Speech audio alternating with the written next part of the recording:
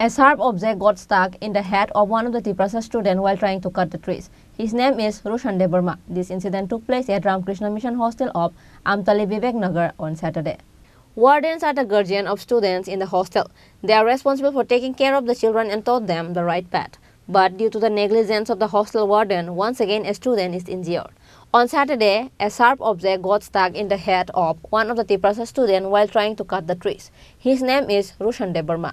He was staying in the hostel of Ramakrishna Mission of Amtali Vivek Nagar. Later, after the incident, Roshan Debarma was taken to Agartala GB Hospital. But Roshan Debarma was not willing to say anything regarding the incident. কিভাবে তোমার কাঁচিটা মাথাতে লাগছে? কেউ মারছে তোমারে? কেউ পরিবারের লোক বা শত্রু কেউ এমন আছে? কিভাবে লাগছে তোমার মাথাতে? অ্যাক্সিডেন্ট হয়েছে মানে কাজ করতে গিয়েছিলে নাকি? কি কাজ করতে গেছিলে?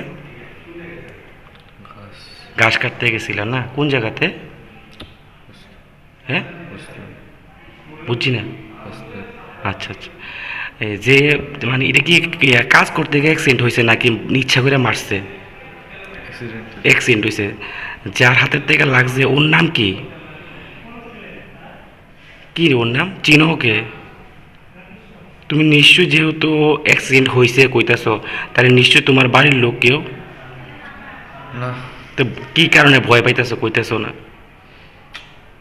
তোমার নাম কি? হ্যাঁ বুঝছি না, জোরে কো একটু। ভয় পায় না, কি হয়েছে? কে নাম কি তোমার? রোহিত? নামটা বলো। তোমার বয়স কত? 16। বাড়ি কোথায়?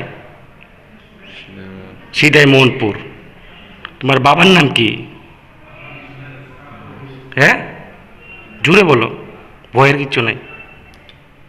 Meanwhile, the question is, why is Roshan Debarma not willing to say anything about the incident?